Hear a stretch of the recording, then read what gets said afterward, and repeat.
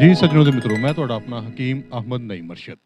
ਦੋਸਤੋ ਅੱਜ ਮੈਂ ਖੜਾ ਸ਼ਕਰਗੜ੍ਹ ਦੇ ਤਾਰੀਖੀ ਰੇਲਵੇ ਸਟੇਸ਼ਨ, ਜਿਹੜਾ ਕਿ ਰੇਲਵੇ ਸਟੇਸ਼ਨ ਘੱਟ ਤੇ ਭੂਤ ਬੰਗਲੇ ਦਾ ਮੰਜ਼ਰ ਜ਼ਿਆਦਾ ਪੇਸ਼ ਕਰ ਰਿਹਾ। ਤੇ ਇਸੇ ਜਗ੍ਹਾ ਦੇ ਉੱਤੇ ਮੈਨੂੰ ਨਜ਼ਰ ਆਈ ਹੈ ਇੱਕ ਪਟੜੀ ਦੀ ਲਾਸ਼। ਇਹ ਵੇਖੋ ਤੁਸੀਂ, ਇਹ ਪਟੜੀ ਹੈ ਔਰ ਇਹ ਪਟੜੀ ਨਹੀਂ ਹੈ, ਪਟੜੀ ਦੀ ਲਾਸ਼ ਹੈ।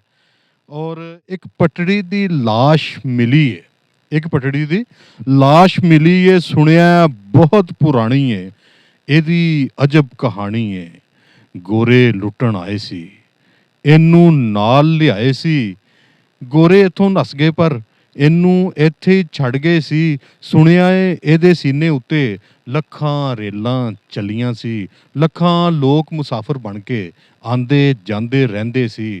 ਸੁਣਿਆ ਏ ਪਾਕਿਸਤਾਨ ਦੇ ਵਿੱਚ ਵੱਡੀ ਇੱਕ ਸਹੂਲਤ ਸੀ, ਪਰ ਇਸ ਕਰਮਾ ਮਾਰੀ ਉੱਤੇ ਛਾ ਗਈ ਇੱਕ ਨਹੂਸਤ ਸੀ।